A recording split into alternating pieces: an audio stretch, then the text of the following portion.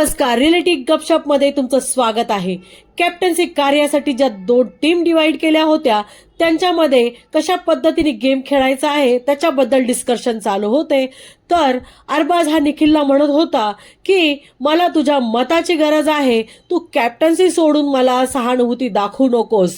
तर एकीकडे योगिता आणि अंकिता ह्या इमोशनल झालेल्या असतात, तर योगिता सांगत असते की ह्या घरात गेम खेळण्यासाठी अतिशय स्ट्रॉंगपणे उभं राहावं लागेल, असं इमोशनल होऊन चालणार नाही। दुसरीकडे निकी अरबाजला सांगत असते कॅप्टन्सी कार्यासाठी आपल्याला ह्यांच्या मताची गरज आहे, पण अरबाज निकीला सांगतो मग तुम्ही एवढ्या रूडली त्यांना आपण ह्या गेम मधून काढायला नको होतं। बॉसने सर्वांना लिव्हिंग एरियामध्ये बोलावून ऍक्टिव्हिटी एरियामध्ये जान्हवी आणि आर्या यांचा जो टास्क झाला होता त्याच्यामध्ये जिंकलेले त्यांनी 30,000 रुपये हे त्यांना देऊन तुम्ही हे पैसे तुमचे स्वतःचे आहे आणि तुम्ही कशाहीसाठी यूज करू शकता हे सांगितल्यानंतर मात्र सर्वांनी आपण एकमेकांचे पैसे चोरी करायचे हे ठरवतात।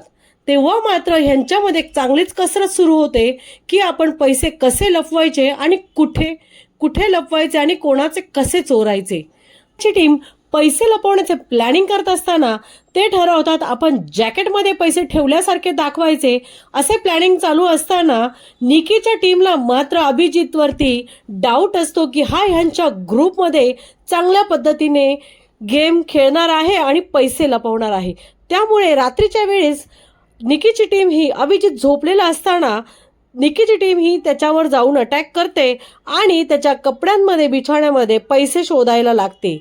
तेव्हा मात्र अभिजित त्यांना अरे माझ्याकडे नाहीये म्हणून सांगत असतो, पण ह्या लोकांनी तिघं चौघं मिळून त्याला ज्या पद्धतीने त्याला खेचतात बेडवरून आणि सगळे शोधाशोध करतात, तेव्हा मात्र तो चिडतो।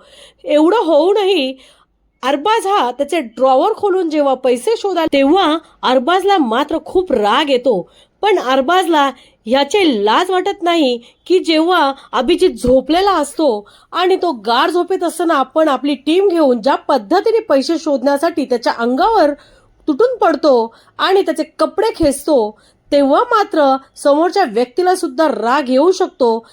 अभिजित हा अरबाजला सांगतो की अरे माझ्या बोटाला हे लागलेले आहे, तेव्हा निकी मात्र त्याला सॉरी आमच्याकडनं चुकलं हे कबूल करते।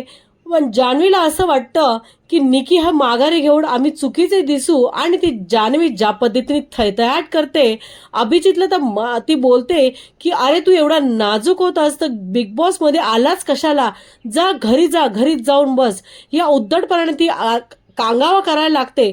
तेव्हा अभिजित हा तिच्या समोर जोरात आई आई आई आई करून ओरडतो, तेव्हा जान्हवीचा चेहरा हा बघण्यासारखा असतो आणि सगळे सदस्य हसून लोटपोट होतात, पण अभिजित तिला चिडवून बाहेर निघून जातो। आणि पॅडीही या सगळ्यांना समजवत असतो की तुम्ही जे करत आहात ते अत्यंत चुकीचं आहे, पण तिथे छोटा पुढारी हा पॅडीला तुम्ही शांत व्हा म्हणून म्हणत असतो। पॅडी त्याच्यावर चांगलाच भडकतो आणि म्हणतो तू एकदम तोंड बंद कर, गप्प बैस। तेव्हा छोट्या पुढारीला खूप राग येतो आणि वैभव हा तू बोल म्हणून त्याला उकसवत असतो। पॅडी हे बघून त्या छोट्या पुढारीवर म्हणजे घनश्यामवर चांगलाच चिडतो आणि तोंड एकदम बंद कर म्हणून तिथून निघून जातो। निकीलाही त्यांच्या ग्रुपने जो अटॅक केलेला असतो हा चुकीचा आहे बोलल्यामुळे तिच्या ग्रुपला तिचा फार राग येतो। अरबाज तर रागाने तिथून निघून जाते। रात्री 3 वाजता जान्हवी ही डायनिंग एरियामध्ये रडत असते, तिला अतिशय वाईट वाटत असते की आपण जे करतो ते चुकीचं आहे, की तिला मनस्ताप होत असतो। तेव्हा तिथे इरिना आणि वैभव हे तू का रडतेस म्हणून तिला विचारायला येतात। तेव्हा मात्र ती वैभवला सांगते की आपण जे प्लॅनिंग आपण करतो पण त्याचा क्रेडिट मात्र ही सहजच निकी घेऊन जाते आणि आपण तिच्या मागे असल्यासारखे दिसतो। कोंबडी पळाली या गाण्याने सकाळची सुरुवात होते आणि त्या गाण्यावर सगळे मंत्रमुग्ध होऊन नाचतात।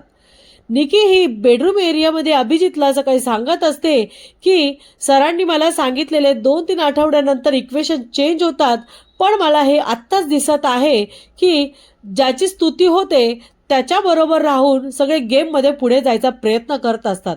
हे ती अभिजितला सांगत असताना तिची जी टीम आहे ही बाहेरून हे तिचे बोलणे ऐकत असतात आणि निकीच्या ह्या बोलण्याचा त्यांना फार राग येतो। किचन मध्ये सूरज हा डस्टबिन मध्ये कचरा टाकत असताना जान्हवी तिथे येते आणि तीही डस्टबिन मध्ये कचरा टाकताना सूरज हे डस्टबिनचं झाकण लावून घेतो. तेव्हा मात्र जान्हवीचा पारा चांगलाच चढतो आणि ती सूरजवरती तुटून पडते. ज्या पद्धतीने त्याला बोलत असते की तुला काय चावी भेटली आहे काय म्हणून तू एवढा बोलतो, पण सूरज मात्र जान्हवीचा एकही शब्द ऐकून घेत नाही आणि तिला हाड निघ अशा भाषेत जो बोलत असतो तेव्हा मात्र जान्हवीचा चांगलाच पारा चढतो आणि सूरजला शांत करण्यासाठी त्याला गार्डन एरियामध्ये नेते. तिथे पॅडी आणि डीपी त्याला विचारतात की तू मुद्दामहून झाकण लावलंस का. त्यावर तो बोलतो की माझा कचरा फेकला आणि ती येते म्हणून मी झाकण लावून घेतलं.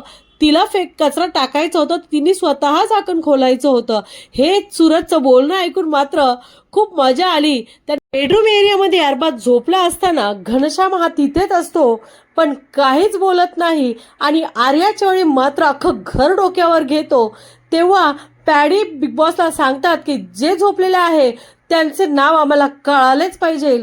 तेव्हा घनश्याम हा चांगले दंड ठोकत हसत असतो आणि पॅडी त्याच्यावर चिडतो आणि म्हणतो तू मूर्ख आहेस का. मूर्ख बोलल्यावर मात्र घनश्यामला चांगल्याच मिरच्या लागतात आणि पॅडी त्याला हेही सांगतो तुमच्यामुळे आम्हाला त्रास भोगावा लागतो, तू दात काय काढतोस. हे बोलल्यानंतर घनश्यामचा चांगला चेहरा पडतो. येणाऱ्या भागामध्ये कॅप्टन्सी कार्यासाठी वैभव आणि सूरज मध्ये चांगलाच राडा बघायला भेटणार आहे. असेच नवनवीन रिव्ह्यू बघण्यासाठी माझ्या चॅनल लाईक करा, शेअर करा आणि सबस्क्राईब करा.